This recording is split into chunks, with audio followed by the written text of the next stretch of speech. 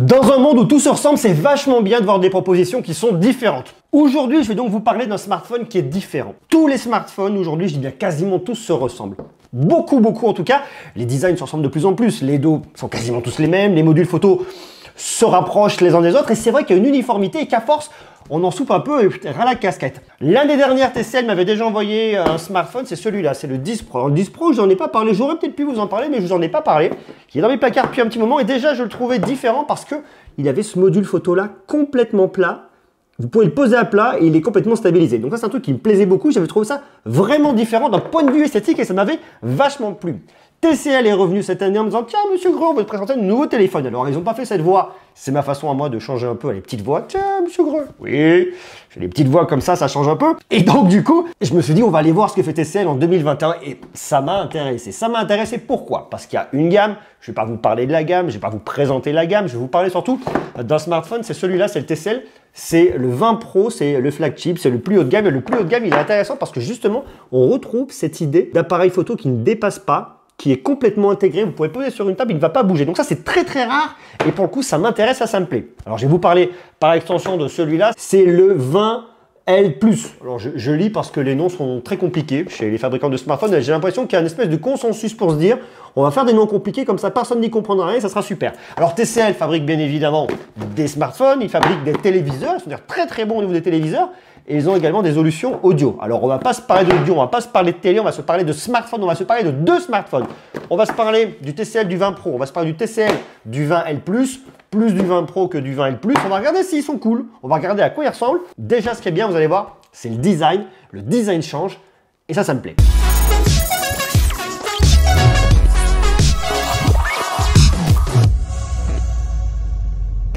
Il y en a beaucoup. Alors attendez, on va se concentrer. Nous, ce qui nous intéresse, c'est ce modèle-là, ce modèle-là. Ça, c'est le 20 Pro. Ça, c'est le 20L+. Regardez, ils sont mignons. Alors déjà, ce que j'aime beaucoup au niveau du design, je vous le dis tout de suite, c'est ce côté plat là. Regardez, vous pouvez le poser comme ça. C'est un des rares téléphones qui ne bouge pas. Il n'a pas de déséquilibre. Et ça, c'est dû effectivement, eh bien, grâce à cette partie-là qui est complètement plate. Pour le coup, c'est le module où vous allez avoir, regardez, je ne sais pas si vous allez bien le voir, le module ici au niveau des flèches LED qui va avoir un peu de relief, mais tellement petit qu'on le sent à peine sous le doigt. Donc ça, c'est vachement bien.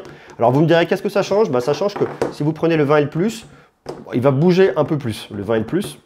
Mais celui-là, le 20 Pro, et même le modèle qu'on avait l'année dernière, c'est-à-dire le 10 Pro, ben, ça ne bougeait pas. La fabrication, elle est très maligne, et ça apporte vraiment quelque chose. Le design, c'est très différent. Vous voyez, pour un smartphone à 550 €, on voit quand on est sur un smartphone tout de suite à 269 € avec le 20L+, et bien ça, on ne l'a pas. On a quand même un petit module caméra qui ressort davantage. On va regarder si pour autant en termes de photos c'est intéressant ou pas, parce qu'avoir un design comme ça, ça fonctionne, mais si le résultat derrière n'est pas satisfaisant, eh bien ça ne sert globalement à pas grand chose. Alors avant de regarder ça, on se fait un petit tour du côté du design. Vous avez ici une prise jack, vous avez ici de l'infrarouge, donc ça c'est plutôt pas mal. On va retrouver ici le bouton de volume, le bouton pour l'allumer, pour l'éteindre, OK, de la recharge en USB-C, votre lecteur de carte SIM ici, plus de la micro SD, et là vous avez un autre bouton. Alors regardez, ça c'est intéressant.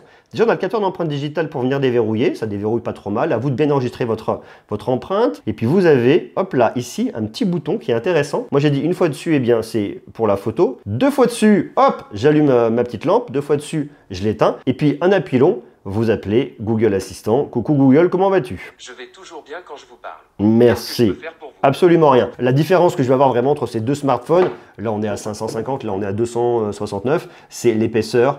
Le 20L+ est beaucoup plus épais, sera un peu plus massif dans la main et la prise en main sera beaucoup moins bonne que lorsque je vais prendre celui-là tout de suite. Ça sera beaucoup plus agréable, beaucoup plus confortable, un peu plus long, un peu plus profilé. Donc ça, j'aime beaucoup le design et je le trouve vraiment bien. Donc super bien réussi et surtout différent par rapport à ce que je peux retrouver sur le marché. Donc là-dessus, très beau boulot TCL. Au niveau de la photo, vous le voyez, j'ai 4 capteurs à l'arrière. Alors j'ai un principal, c'est un grand angle. C'est mon 48 mégapixels, c'est mon capteur principal. Je vais avoir ensuite un ultra grand angle. C'est un 16 mégapixels avec un champ de vision de 123 degrés. J'ai de la macro en 5 mégapixels. Et puis j'ai un capteur de profondeur en 2 mégapixels. Et puis j'ai une caméra de selfie à l'avant qui est planquée juste ici, qui elle est un 32 mégapixels. Donc voilà, ok, pas grand chose de plus. Petite différence que je vais avoir avec celui-là, c'est qu'au lieu du 48, je vais avoir un 64. Au lieu du 16 sur l'ultra grand angle, je vais avoir un 8. J'aurai de la macro en 2 mégapixels et j'aurai toujours le capteur de profondeur en 2 mégapixels. Puis ma caméra de selfie ici, elle fera 16 mégapixels. On commence sur des photos avec le 20 Pro. Regardez la caméra principale. Le ciel, il est très bleu. On est en plein mois de juillet, il fait un ciel bleu absolument incroyable et pourtant, Il a l'air assez blanc, c'est assez bizarre. Le haut du bâtiment est un peu trop cramé. Lorsque je viens zoomer, que j'aime rapprocher, eh bien vous voyez là, les détails au niveau des fleurs marchent pas et pourtant on est en x2 et c'est un peu dommage. Je passe sur l'ultra grand angle. J'ai un espèce de bleu au niveau du ciel qui, une fois de plus, c'est pas hyper naturel. Je suis pas hyper fan du détail, très honnêtement. Je trouve que les photos sont pas extraordinaires. Là, je me rapproche, je dois être en équivalent de x5. C'est pas ouf. Et je me rapproche en x10. Là, on oublie carrément. Mais vous voyez, il y a toutes ces photos-là qui sont pas dingo. Et je trouve ça un peu dommage. Toute la gestion des lumières est pas très bonne. La gestion des hautes lumières, vous voyez, le ciel est bleu. Le ciel est tout bleu et on a l'impression qu'il y a des nuages et que le ciel est blanc. Donc pour moi, c'est pas satisfaisant. Et je reste vraiment sur ma faim. Regardez là, on est sur l'ultra grand angle. C'est complètement cramé à droite. L'expo n'est pas du tout bonne. Même le bleu là, sur le grand angle, il est pas beau. Sur l'ultra grand angle, c'est un espèce de bleu qui est bizarre en fait. On est très loin de la réalité. Et je trouve ça frustrant sur un smartphone à 549 € d'obtenir ce résultat-là. J'ai regardé la macro pour trouver aussi le point, c'est assez difficile. Je suis déjà pas très grand fan de la macro, mais là, ça ne m'a pas non plus convaincu. Hein. Donc voilà, on essaye différentes choses. Voilà, c'est pas ouf. La caméra de selfie, elle fait le taf. Je trouve un peu terne, mais bon, elle fait le taf. Je vous emmène sur le 20L+, qui est le smartphone qui coûte moins cher. Eh bien, je trouve que c'est mieux. On a mieux le ciel bleu. Pour le coup, c'est pas cramé. L'ultra grand angle est pas ouf non plus. On peut se rapprocher en x2, en x4 au maximum. Bon, alors sur celui-là, ça me posera moins de problèmes. Mais pour le coup, lui, il voit le ciel bleu, là où l'autre nous le met en blanc. Donc voilà, pour moi c'est un point faible, hein, la photo qu'on va retrouver sur ce smartphone. Alors sur un smartphone à 269 €, ça me posera moins de problème. Sur un smartphone à 549 €, c'est tout de suite beaucoup plus problématique. Bon, la macro c'est pas mieux, mais une fois de plus, rien de bien surprenant ici. Et la caméra de selfie, bon c'est kiff bourricot. Ici j'ai un écran incurvé sur le Pro et c'est le truc qui me plaît bien. Alors je sais pas si vous aimez les écrans incurvés, d'ailleurs dites-le moi en bas en commentaire, moi j'aime bien. Ici écran incurvé, ici écran plat. Alors le truc que je vais regretter un tout petit peu, mais vraiment un petit peu histoire de chipoter, c'est que je trouve que pour autant, j'ai une partie noire qui est quand même assez grande aujourd'hui sur le haut et sur le bas par rapport à ce que je peux attendre d'un smartphone à ce prix-là. Bon, c'est vraiment du point de détail, histoire de venir chipoter, mais ça ne me dérange pas dans l'ensemble. C'est vraiment histoire de venir vous le montrer.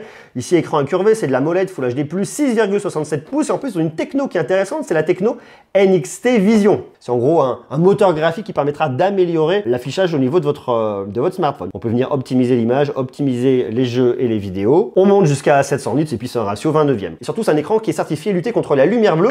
Et de l'autre côté, on n'est pas du tout sur de la MOLED, on est sur de l'IPS, un très grand classique, écran plat, Full HD+, également, 6,67 pouces de la même manière, ce sont des grands écrans tous les deux. On a de la même manière le NXT Vision, ok. Ici, on est à 700 nits maximum, ici, on est à 500 nits. Je les ai mis tous les deux dehors en plein soleil, on voit, ça fonctionne. Donc rassurez-vous, ça c'est cool. Ici, j'ai un taux de rafraîchissement non pas de 120 Hz, non pas 90 Hz, mais de 60 Hz. Ce que je viens regretter ici, c'est que j'ai pas un écran 90 Hz, voire 120 Hz. Alors, on se calme, on est dans le milieu de gamme. Le tarif, c'est 549 € sur le modèle professionnel. Donc on va se dire à 549 € aujourd'hui en 2021, on s'attendrait à minima à avoir un écran avec un taux de rafraîchissement de 90 Hz. Et ici, c'est pas le cas. Je reste un peu sur ma faim et ça m'embête. J'aime pas trop sur le multimédia, c'est la partie audio. Vous avez juste un petit haut-parleur mono qui se situe là. Là aussi, je reste sur ma faim. J'aurais espéré, allez, pourquoi pas rester sur un haut-parleur mono, ça je peux complètement le comprendre.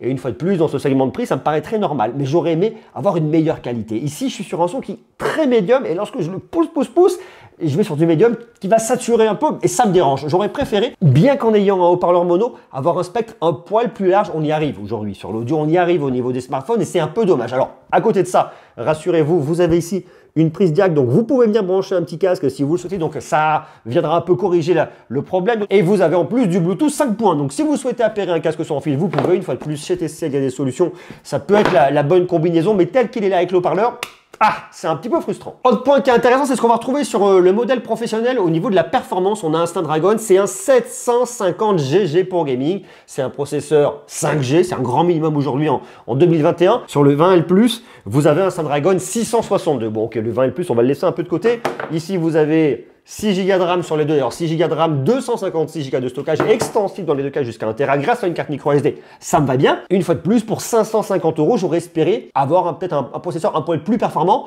Parce que, et si vous regardez ce qu'on a en face à la concurrence, même sur des modèles de l'année dernière, je l'ai noté là-dessus, par exemple le OnePlus 8T. Alors le OnePlus 8T, il est sorti en 2020. Dans la deuxième partie de 2020, c'est pas le smartphone qui vient de sortir, mais malgré tout, il a un processeur qui est beaucoup plus performant que celui-là. C'est le Snapdragon 865, il est également 5G. Là, il y a une config en 8 plus 128, on est à 499 euros. Ça veut dire que j'ai un smartphone qui est, même si l'année dernière, va être plus performant que ce smartphone-là à 549 euros. Donc moi, je suis consommateur. Au moment de faire mon choix, je vais me poser la question. Je vais me dire, est-ce que je vais prendre ce smartphone-là qui est de 2021 ou alors est-ce que je vais aller sur un smartphone de 2020 qui, bien qu'étant un peu plus ancien, sera plus performant, me coûtera un peu moins cher? That is the question. C'est un peu le point un peu délicat. À côté de ça, le Snapdragon 750G fait le taf, fait vraiment bien le taf et ira très très bien pour, je dirais, faire tourner quasiment tous les jeux du Play Store. Vous n'aurez absolument aucun problème. Ça marchera bien, ça tournera là-dessus. Pas de mauvaise surprise, ça fait le taf. À côté de ça, parce que j'ai pas tout appris par cœur, vous avez une batterie de 4500 mAh, c'est une fois de plus un très grand standard. Vous avez de la recharge rapide 18 watts et sur le modèle plus petit, on va l'appeler le plus petit, hein, vous avez une batterie de 5000 mAh, 18 watts également en termes de recharge. Et vous avez de la recharge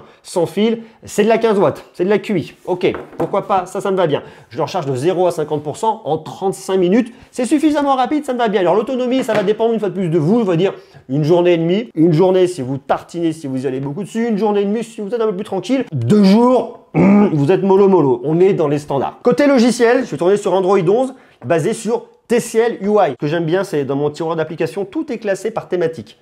Communication, multimédia, utilitaire, Google, système TCL. Et si je veux venir planquer des applications, 2 doigts, du bas vers le milieu, hop là, application confidentielle. J'en ai mis aucune, mais si par exemple, j'en sais rien, moi, je veux me dire que Asphalt 9, eh bien c'est confidentiel, hop là, je l'ajoute, j'ai Asphalt 9, ce qui fait que lorsque je viens ici le chercher au niveau de mes jeux, eh bien je ne le vois plus. Et pour le récupérer, je viens là, 2 doigts, je laisse appuyer. Est-ce que c'est intéressant? Why not? En tout cas, ça existe et c'est plutôt pas mal. Alors après, vous avez un autre petit truc, ici, là, vous venez planquer des applications, vos applications préférées, et après vous switchez, vous pouvez mettre des contacts, vous pouvez mettre une règle, vous pouvez venir mesurer, voilà, vous pouvez venir mesurer ce que vous voulez chez vous, pourquoi pas.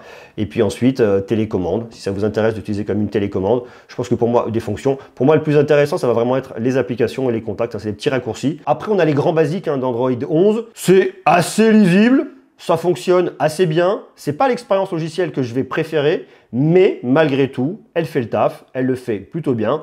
Et dans l'ensemble, c'est plutôt pratique. Alors, le petit bémol, c'est au niveau de la partie photo. Je suis assez surpris, en fait, parce que regardez, lorsque je me mets comme ça et que je ferme mes photos, là, je suis en x1. J'appuie dessus une fois, il me passe directement en x2. Je rappuie dessus, il me passe sur l'ultra grand angle. Et je rappuie dessus, je suis en x1.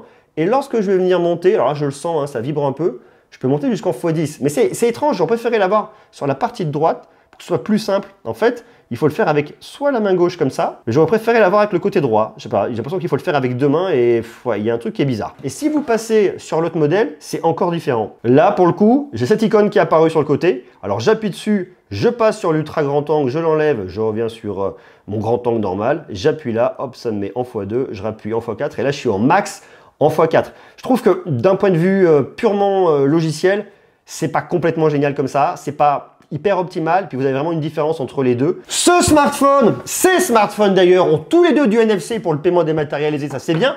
Ce qu'ils n'ont pas, c'est du Wi-Fi 6. Alors pour le 20L+, le 20L+, c'est dur à retenir. Pour le 20L+, qu'on n'en ait pas, c'est pas très grave. J'aurais bien aimé sur celui-là en avoir. Bon, j'en ai pas, on est dans le milieu de gamme, donc c'est pas extrêmement grave. On n'est pas sur un flagship, donc bon, c'est pas très grave. Par contre, ici, j'ai pas de certification IP. Pour autant, il est résistant à l'eau et à la poussière. On va éviter de le mettre dans la piscine et de le tremper dans son verre de bière, mais au-delà de ça, s'il rencontre de l'eau, ça devrait aller. Mais vous voyez, c'est des petits points de détail qui disent il lui manque ça. Et ça peut me faire un petit peu râler. À côté de ça, on est quasiment ici à 550 euros, on est à 549 euros ici, je suis à 269 euros pour être extrêmement précis. J'en ai pour mon argent. J'ai un bel écran qui me semble bien calibré, j'aime bien ce côté incurvé, j'aime beaucoup le design avec ce côté caméra très très plat. Je viens regretter que ce smartphone ne soit pas meilleur en termes de photos. Je viens regretter l'audio qui n'est pas dingo. Bon, après, c'est pas grave, on vient la plupart du temps écouter avec un casque, on n'écoute pas forcément avec le haut-parleur que vous avez là. Il y a quelques petits points d'amélioration ici, TCL, que je viendrai vraiment voir. La copie dans l'ensemble est assez cohérente à 550 euros. Maintenant, moi, en tant que consommateur, est-ce que c'est un smartphone que j'irai acheter ? Je ne suis pas convaincu. Je ne suis pas convaincu non pas parce que la marque ne me plaît pas et non pas parce que le produit n'est pas intéressant, mais par rapport à la concurrence, parce qu'il y a tellement de choses. Je trouve que ce smartphone-là, aujourd'hui, tel qu'il est présenté en 2021, on va dire mi-2021, par rapport à ce qu'il y a sur l'ensemble du marché, il lui manque un petit quelque chose au niveau de la photo. C'est pas la performance qui va me déranger, quoique j'aurais aimé un peu plus de performance. C'est vraiment ce côté photo où c'est un des usages plus importants et je trouve qu'il pêche un peu là-dessus. À côté de ça, c'est vraiment une marque qu'on va suivre parce que je trouve ça vraiment intéressant ce qu'ils font et les propositions, ils essayent d'être différents, ils le sont déjà au niveau du design, il y a des valeurs qui sont différentes. De toute façon, un smartphone reste un smartphone. Mais, et je ne sais pas si vous le savez, TCL innove beaucoup au niveau des écrans qui se plient. Donc TCL, on en reparlera dans tous les cas, peut-être cette année, probablement en 2022, dans tous les cas, TCL, c'est une marque à suivre. Elle est super intéressante. On reparlera de TCL, on reparlera probablement de télé de TCL, les écrans de TCL. C'est vraiment un truc qui fait en commentaire. Quant à nous, on se retrouve très vite pour continuer à parler de tech. Là, c'est l'été. On descend un petit peu tranquille. Et on s'arme pour la rentrée. Croyez-moi, en septembre, ça va y aller fort. Des bisous. Prenez soin de vous, des vacances. Des bisous, de l'amour. Ciao. On en a besoin des vacances. Oui, des bisous.